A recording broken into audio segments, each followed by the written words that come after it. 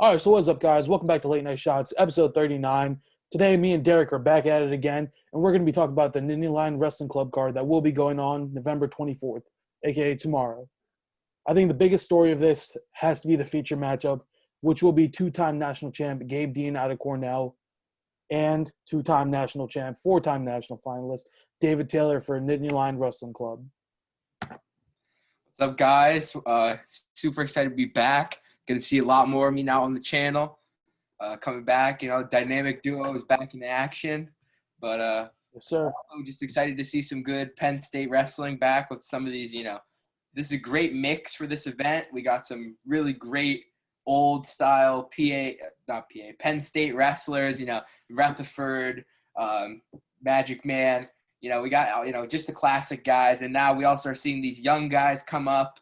We got Carter Starochi, got Beard coming up to wrestle. It's just going to be a great event. I can't wait to see how this all plays out. But, yeah, like you said, we'll hop right into the first match. Hold up.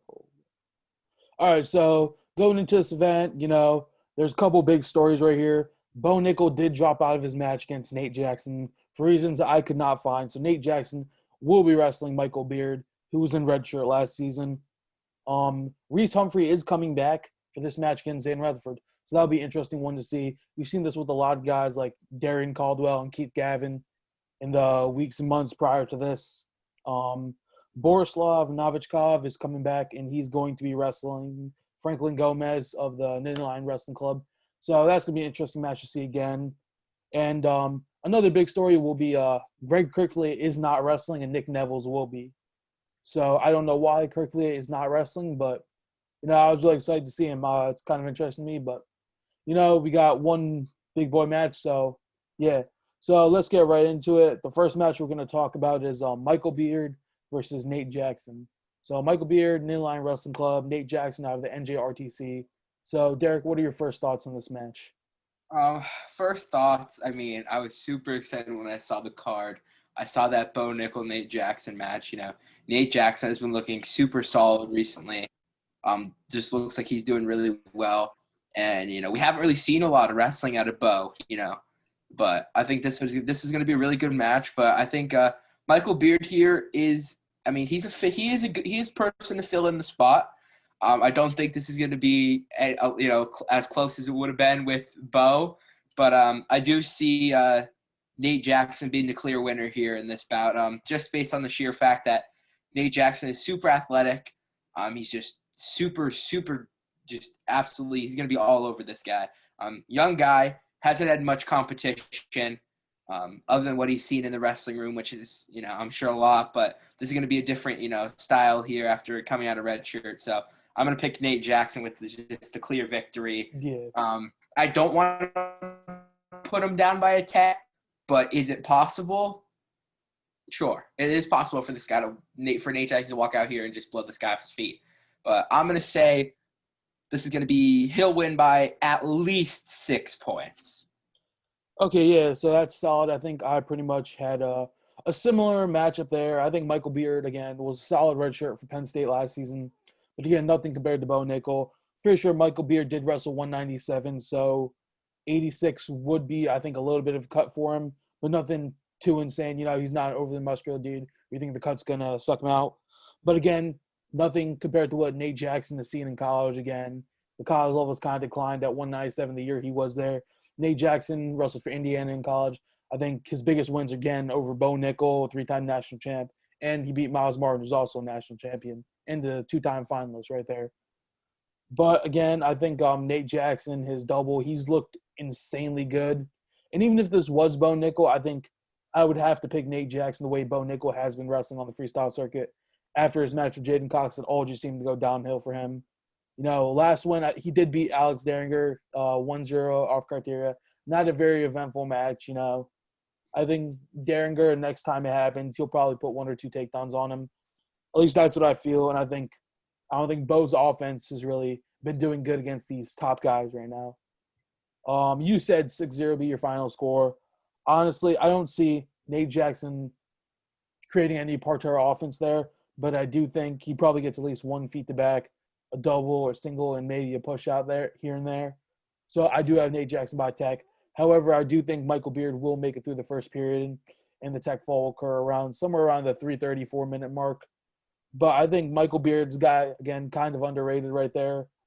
But I see him making it competitive. I just don't think the score is going to be that close in this match.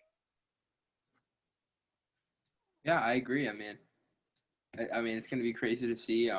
This is somebody who is filling in a big piece of this Penn State lineup come this wrestling season. So it'll be exciting to see how this guy, squares up with somebody like Nate Jackson. Yeah. So interesting. Anything else you wanted to add, or should we move on to the next match? No, honestly, let's move on. I mean, I think we, covered that one great. But let's go. Again, I think that's going to be a little bit of an outmatch, kind of due to a last minute fill in because Bo Nickel did have to drop out. Kind of unfortunate to see for these wrestling fans who really wanted to watch this match, but it goes that way sometimes. You got to just make adjustments last minute. But our next match will be two little brothers right here. We got CJ Brucky, and we have Max Dean. I'm assuming CJ Brucky is the brother of. Yep. Yeah. Okay. That is Pat Brucky's. Actually, I think it's his older brother. Brothers. Okay, we're not Yeah, gonna get. It's Pat Brucky's older brother, CJ Brucky. Okay, that just kind of confused me, but we'll just disregard that. So we got CJ Brucky versus Max Dean. Max Dean, I know for a fact, is the younger brother of Gabe Dean. Yep. But yeah, he's also the national finalist last season. I think CJ Brucky had a pretty solid season last year. If he did rest. Yeah. Last season he I think he might have redshirted too. But yeah, so CJ Brucky again is a really solid wrestler, but I think this might be a little bit more of an outmatch than people really want to think if Max Dean does perform the way he did his last NCAA tournament, making the finals, ultimately falling to Drew Foster. They're also pulling, in my opinion, the biggest upset of the tournament over Miles Martin 5-4 in the semifinals. With the last Tekken scramble takedown, pulled arguably the biggest upset right there. Again, in the match, I'm pretty sure he was majored in earlier in the year. So obviously, with the room Max Dean is in, with guys like Kyle Dake, Ben Darmstadt, his older brother Gabe Dean, who I think that relationship is going to help him a lot with an older brother who's a 3-time national finalist and 2-time national champ. Obviously, his only loss coming to Bo Nickel in the national finals. I think 4-3, which is insanely close match, And Bo Nickel went on a tear after that. So I think if with the room he does have, if he does play his cards right, I think he could be a national champ at 184 next year. Obviously, he's going to have to wrestle Aaron Brooks and Miles Mean. But I think with the room he has, he can definitely put a beating on those two guys if he really uses it very well. So I honestly don't think this match is going to be close, but I don't think Max Dean is too much of a high-scoring guy. But something they did stress the last time when Max Dean made it to the finals is that conditioning is going to be a huge factor for this guy. Get in the Cornell wrestling room with some of the guys that I'm assuming are probably putting a beating on him, Not to say that Dean can't compete with them, but this match, if it goes down to the wire, I have Max Dean coming out. But right now, I do have Max Dean with a 7-2 decision over CJ Brucky. So what are your thoughts on this? I think that's definitely a very, very good prediction, and I do agree with you on most of the stuff you said. But CJ Brucky, I feel like we just haven't heard a lot about him. I feel like, obviously just by the pictures that they've been posting of him, just in like the promo pics, he looks like he's in decent shape. He looks like he's like a taller, bigger guy. But I just think, like you said, I think Max Dean, his just sheer wrestling knowledge and sheer wrestling athleticism that he gets from being in that Cornell wrestling room, and wrestling with his brother, wrestling with all those guys there, I think that's just going to put him above. I think that's definitely going to put him in a spot where he definitely will make this match. It's not going to be close. Not to forget, obviously, in that Cornell wrestling room, obviously David Taylor's going to make an appearance here and there. So that's another big guy you have to consider. Yep. Yeah. So I definitely see Max Dean winning. I'm going to say by a decision. I'm not going to put numbers on it. I think it's going to be close to what you have. I don't think it'll be any closer than a 3 or 4 point match. Again, you could obviously see. I think this match is a big wild card one because obviously the Princeton wrestling. Yep, NJRCT. NJRTC is where CJ Brucky wrestles. Yeah. Okay, because these things are kind of confusing me with the card right now. Um, But obviously he has Nate Jackson there, his older brother Pat Bruckey. Even though he's at Michigan, I'm pretty sure he's still going to be practicing there a bit. And some of these, I think Reese Humphrey's there also, right?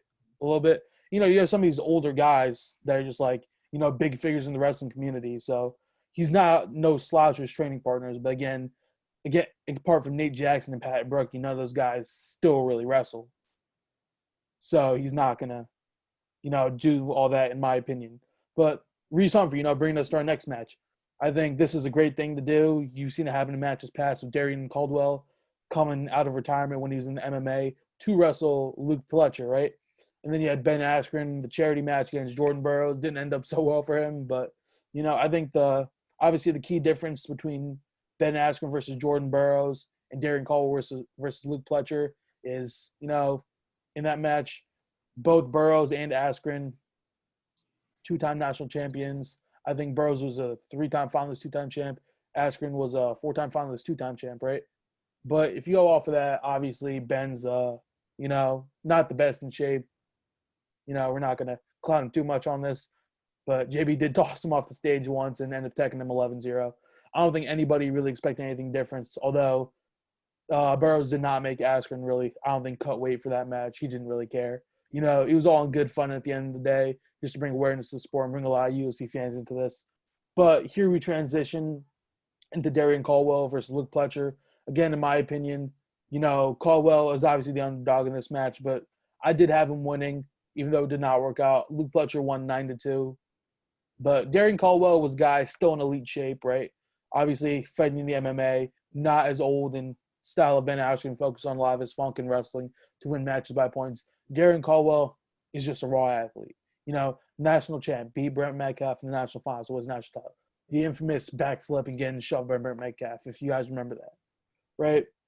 I think a lot of people, this is one of the matches where guys coming out of retirement, a lot of people did have Darian Caldwell winning over Luke Pletcher because Pletcher didn't look like all that, in my opinion. Obviously he had a win over Nick Lee, but Nick Lee did beat him again. So, I had Nick Lee, obviously, as a Penn State fan, winning the national title since, obviously, Yanni Diakomahalis and Jaden Diamond are not in the field. But I think the biggest thing you saw here is, like, fighting shape and wrestling shape are not the same thing. You throw a wrestler in the ring, obviously, MMA fighter is conditioned differently to do that, and the wrestler is conditioned better on the mat in straight wrestling. And that's really what you saw. Obviously, Caldwell did score first in that match, and then you saw it kind of just shift back to Pletcher. Pletcher's obviously a guy with an insanely high attack pace, and that really won him the match. I think 4 of those points were scored off of big moves by Caldwell. So, if you subscribe to those, it's a 5-2 match. It's a solid showing. Obviously, Caldwell being I think about 6 years older, in my opinion, obviously. But at the end of the day, Reese Humphrey is still an elite athlete, but you are thrown up against there, I think, as I would assume the number 2 wrestler is 65 kgs right now behind James Green. And where Nashawn Garrett falls, I don't really know. So at the end of the day, Zane Rutherford did not have if you want to jump in at 8-time, feel free to, but I think Zane Rutherford didn't have the greatest showing against Alec Metallia, but he was giving up a good amount of weight there. But I just don't see Zane as dominant with his offense as he was in college. He's playing matches a little more conservatively. So I think this is the last time I watched Zane wrestle was actually in person. He wrestled Yanni here at Wilkes University for it was like the third matchup of the 2 out of 3, and he looked incredible. He looked like he was just wrestling. He was letting it fly. He wasn't wrestling cautious. He was letting it fly, and then all of a sudden, now watching him wrestle, he looks almost like a completely different wrestler. He's not on that high-pace, high-attack offense.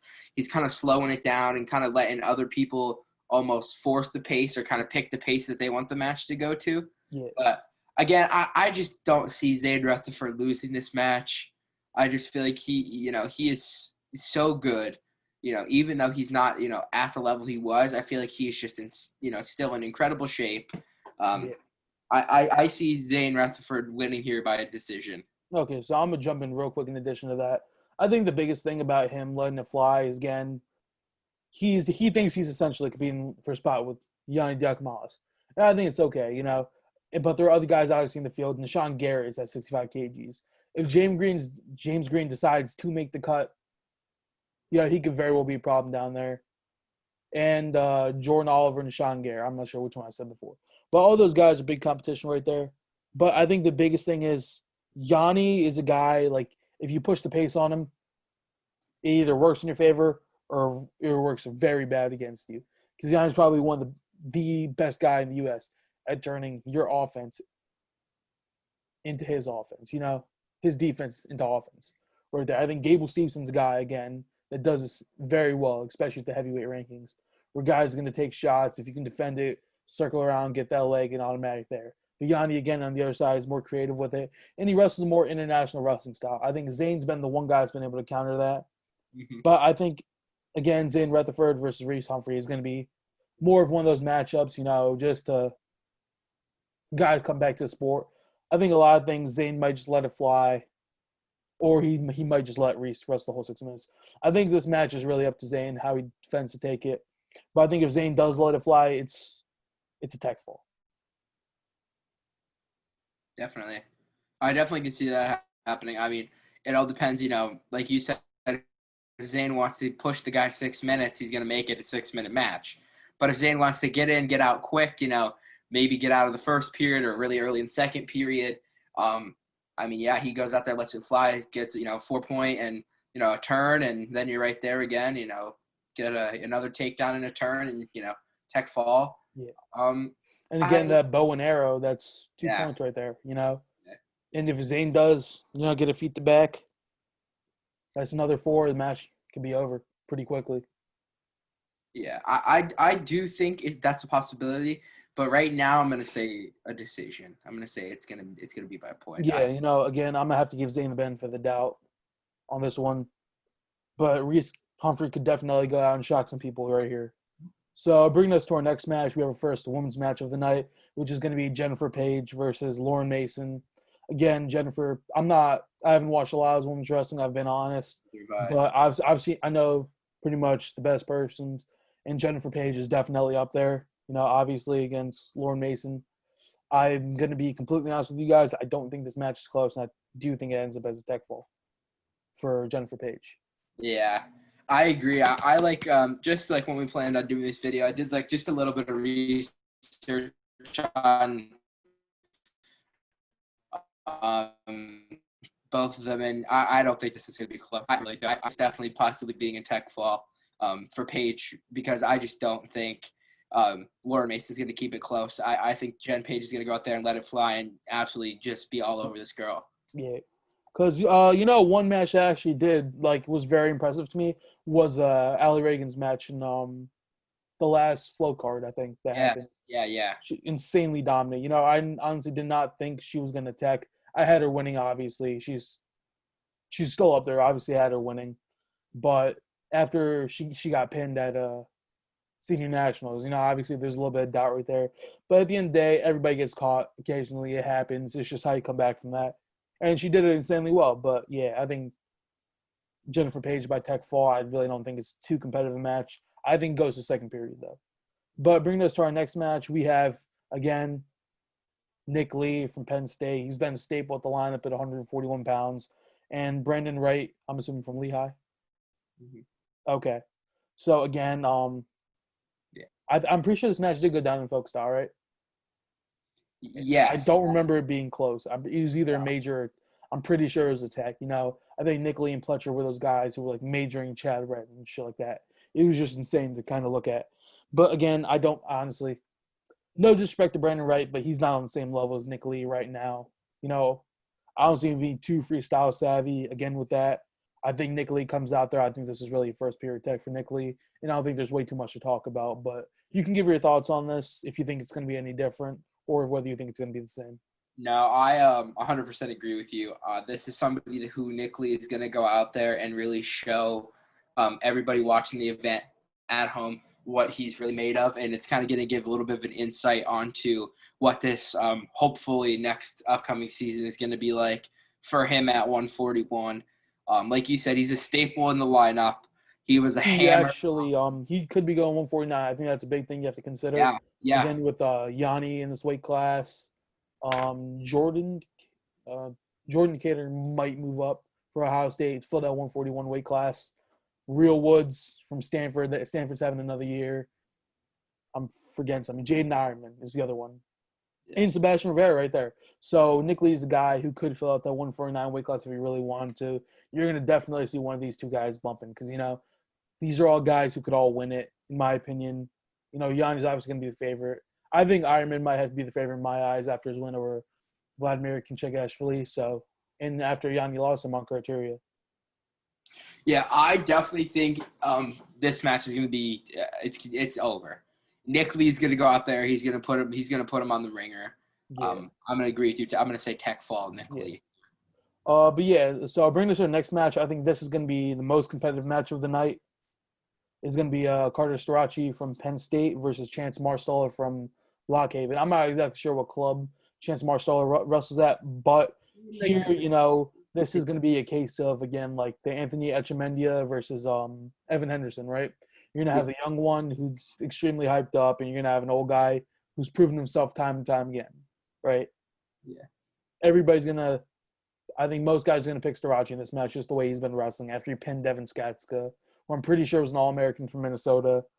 But honestly, I have Chance Marsteller kind of, I don't think he's going to dominate, but I think he's going to win it pretty handily by at least by 4 points. That's why I have a Chance Marsteller winning 6-2. I think was my score 6-2, 6-3.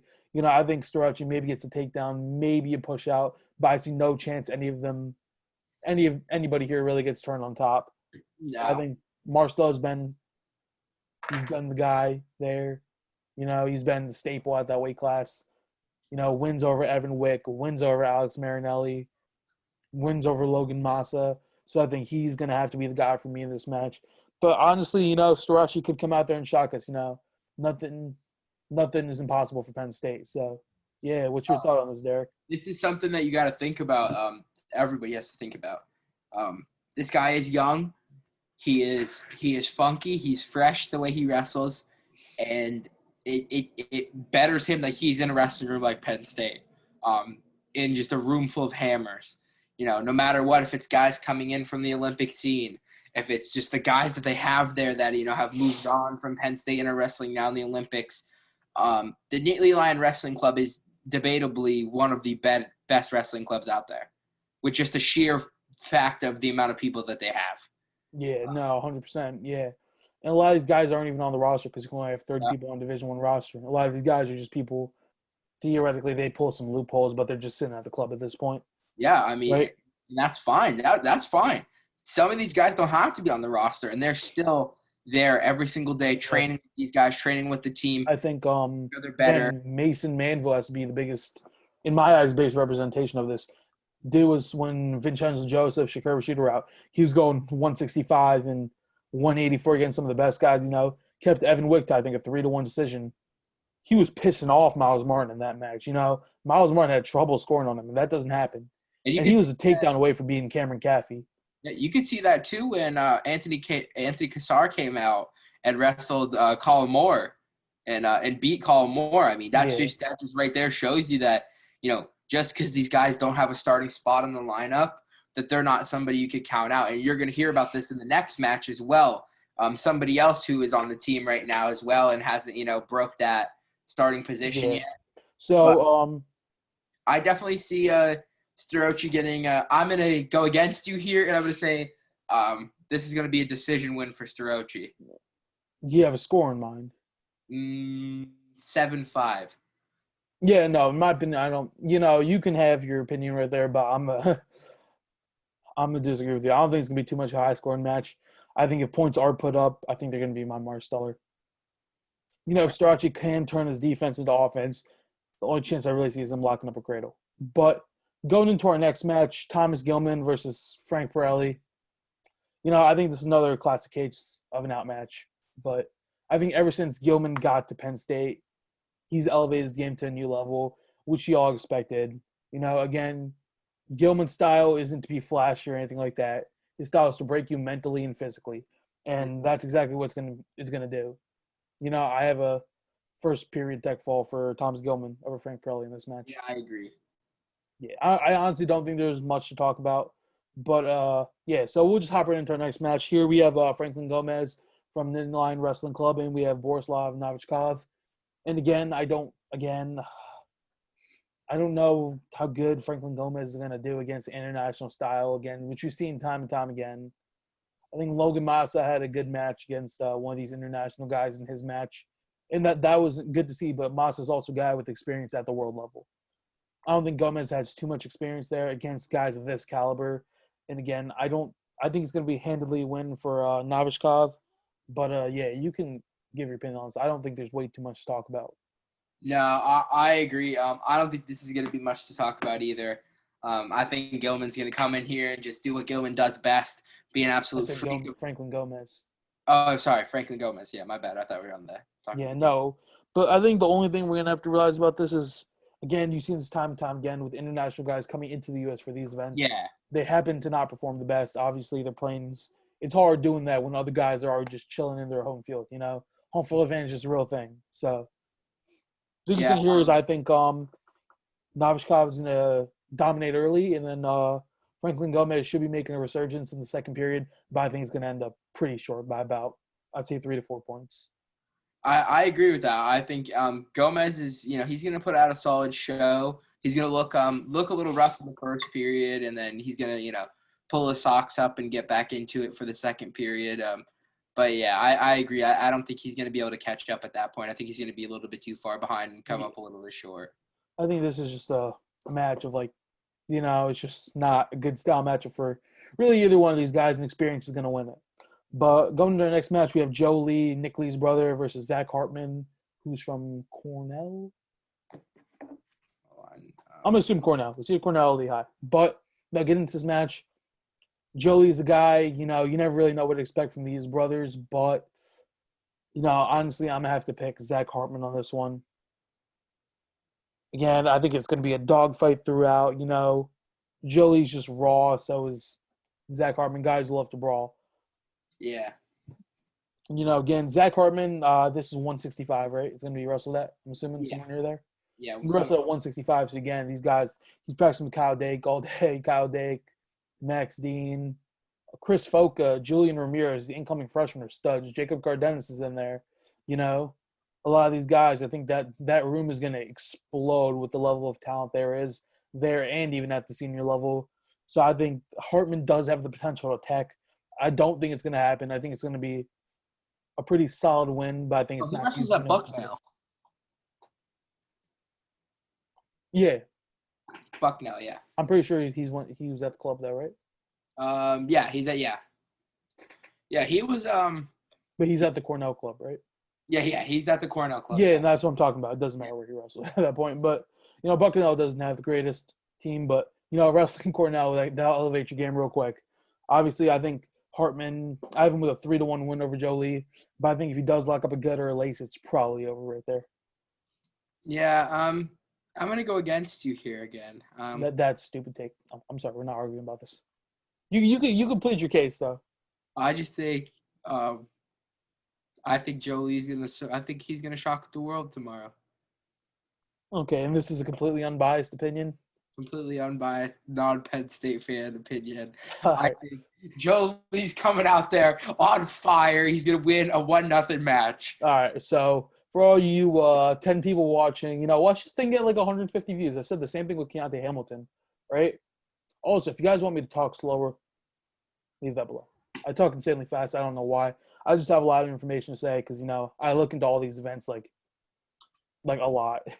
But, I don't think there's a chance that Joe Lee beats Zach Hartman. Again, you have to consider that Joe Lee in their practice room is going to have Carter Storaci, Jason Nolf, Vincenzo Joseph. Obviously, Mark Hall is at Penn now, so he's not going to be there. But I think another big story that many people haven't even touched on yet is Ed Ruth coming back into wrestling, which you might make an episode on. I don't think there's really too much to talk about there. He had an MMA career with a hiatus from wrestling, and now he's back. He decided to go to NC State, which I think is a big one, but he does also live there and practice there, so I think it's just really what happened. I'm assuming him and Cale Sanderson are still on good terms. I haven't seen anything about that. So, yeah, But going into our next match, the heavyweight match, if you big boys are watching this is something I think you should be decently interested in. Nick Neville's, again, two-time All-American, would have been three-time All-American if it weren't for Anthony Cassar. I would have had him place in third at Nationals. Gable Steveson one, Derek White two, and then Nick Neville's three. Assuming Cassar didn't get the spot. But, they won national titles, so it's really whatever for him. He's going to be wrestling Mauro Correnti. Actually, I wrestled one of his athletes. Didn't go so well for me, lost in overtime, but 11-11 match. Dude's crazy. He wrestled for Ryder in college. He wrestled a little bit on the senior level, not too much of a high-level guy. He is a Division I national qualifier there. But I think, again, Neville's this guy, like, you can't overlook him. I know he hasn't performed the best the last time we saw him against Jordan Wood, getting caught in, like, a reverse leg lace twice. Next time that happens, I obviously got Nick Neville's winning. I'm a big fan of the dude ever since I started wrestling.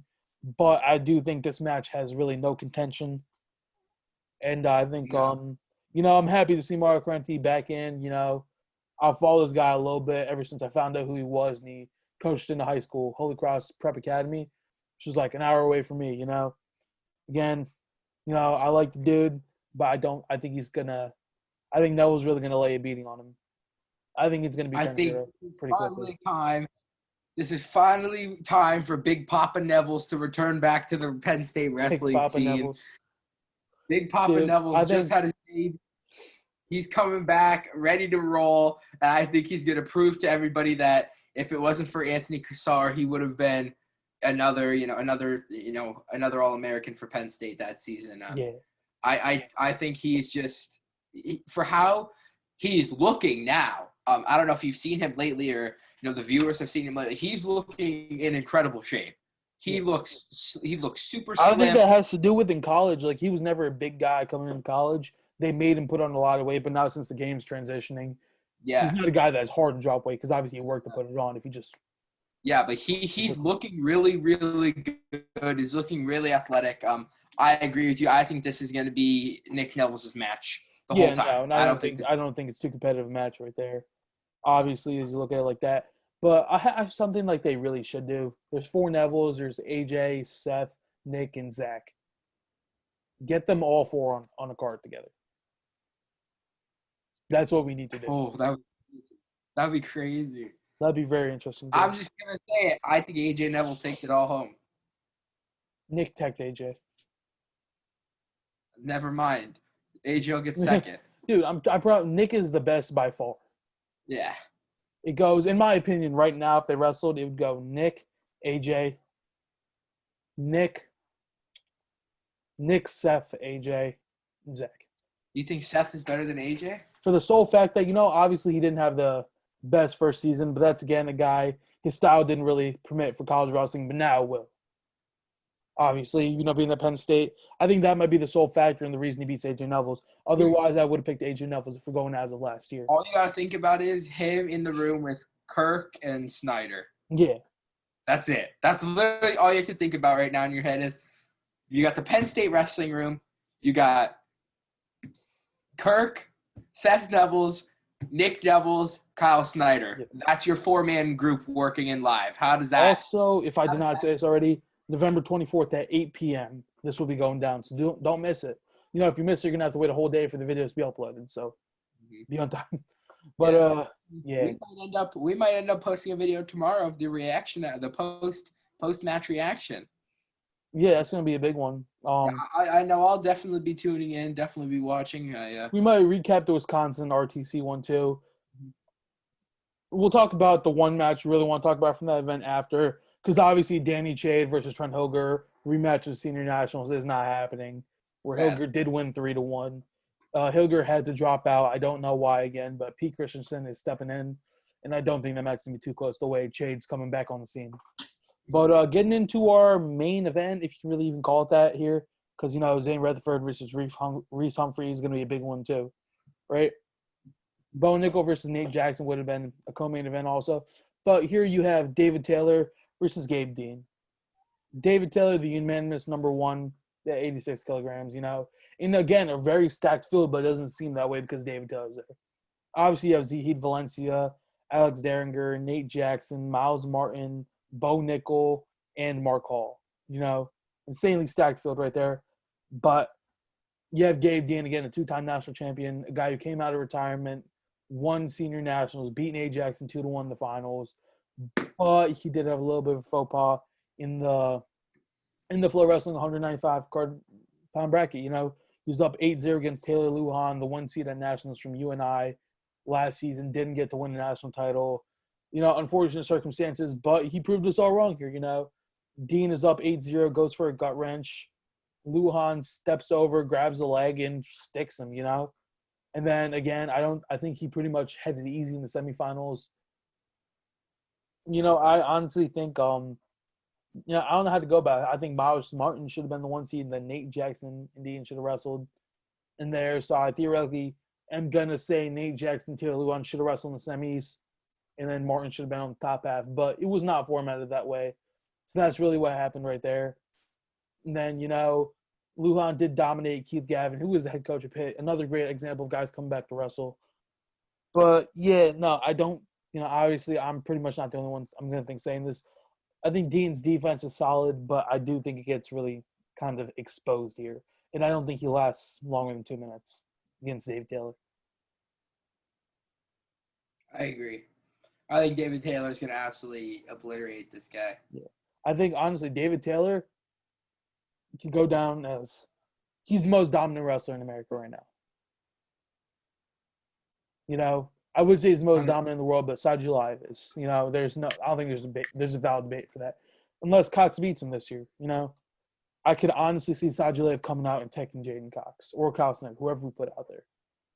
People are going to hate me for that. You got to have more faith in the U.S., but y'all don't realize Sajulayev could go down as one of the best wrestlers to ever live.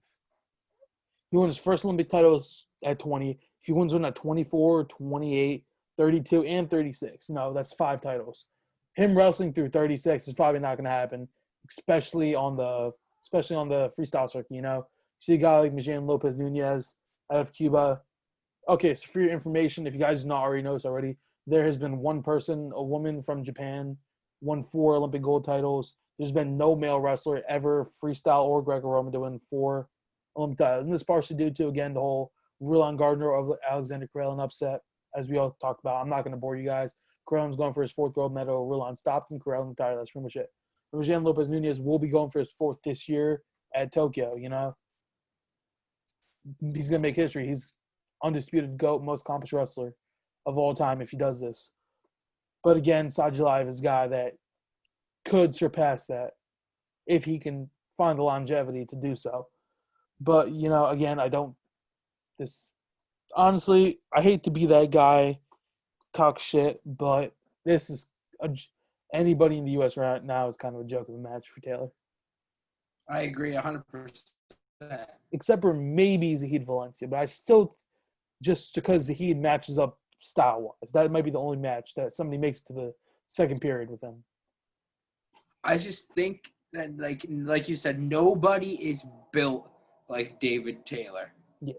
After he made the transition up to 86, he became unstoppable. Yeah, he's a freak athlete. People are talking about the whole JB versus David Taylor card. The only way I see is possible if Taylor gasses out, cutting to 79. That's the only way. I agree. I don't see JB beating David Taylor. So again, we'll move on to our final match, which we really want to talk about, which is taking place in the Wisconsin wrestling card. And this is obviously going to be Seth Gross versus Bryce Meredith. Yeah. Gross has been the guy on the circuit. I think his last match I have seen, he did drop a 15-21 decision to Joe Colon. And the last time I saw Bryce Meredith, he did bully DeSanto 11-3, in the Hawkeye wrestling card. But again, I think this match is really going to come down to positions and who can scramble better. Again, I don't even know who to pick on this. So Derek, give me your thoughts on this match before I make a pick. All right, I like this match. Do you know what weight is? Is it at comfortable Seth Gross weight or is it at comfortable Bryce Meredith weight? I don't know exactly. I want to say somebody said it's comfortable Seth Gross weight. It might be at 133 or like 138 or something like that. Just split the weight. But either way, honestly, I'm gonna be honest, I have Meredith coming out on top. I am gonna counter you, and I'm gonna say Seth Gross takes this one. Yeah. Either way, it could honestly, if somebody gets caught in a bad position, there's definitely a chance for a pinfall in this match. But, again, freestyle is going to be a little less scrambling than the match we did see in college that one year. Because, obviously you can't expose your back during scramble. Or I honestly think this might turn out like the Joe Colon versus Seth Gross match, I think 36 points were scored in that match, which is pretty much unheard of in a freestyle match. But honestly, I have Bryce Meredith just squeaking it out, It could get blown wide open, somebody get teched at any time again. Like the suspense you saw in that match. I think that's the best one to compare it to. But after the beating that Meredith put on DeSanto, I'm going to have Bryce Meredith coming on top. I can't even predict the score for you.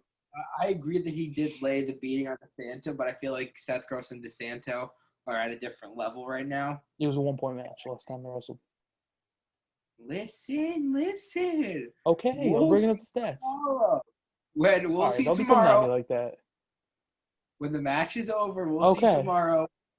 I think Seth Gross takes this one home. That's another one of my crazy picks, but I'm saying Seth Gross takes it. It's not a crazy pick. It's a complete toss-up. All right. No, I'm just being honest with you. Like, I've seen the odds in these matches, I'm leaning towards Bryce Meredith in this one because I really like the way he's been wrestling so far. And, yeah. So, if you guys made it this far in the episode, if you were on any podcasting platform, do not worry about this. But if you are on YouTube and you like to subscribe to our email notifications for every podcast that drops, just click the link in the description. It'll take you to a link tree. Click the first one, just enter your email, click sign up, and you're done. And you'll be there. So, we're obviously on every podcasting platform there is. Spotify, Apple Podcast, Overcast, Pocket Cast, Breaker, and Radio Public. And I think there's probably more too, and Overcast, if I didn't say that already. But, so we covered the Nittyline Wrestling Club card and the biggest match, the feature match from the Wisconsin Wrestling card. So we will be back here tomorrow to discuss the results of these and how our picks really fared out. And, that's pretty much it for today, guys. And this has been episode 39 of Late Night Shots. Derek, any final words? If you've made it this far, comment down below the word gross. Thank you guys for watching. All right. Thank you guys for watching episode 39 of Late Night Shots. It's been fun. We'll see you guys tomorrow, and we are out.